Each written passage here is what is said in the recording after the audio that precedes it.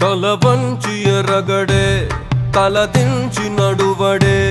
తల పడితే వదలడే తన పేరు విజయుడే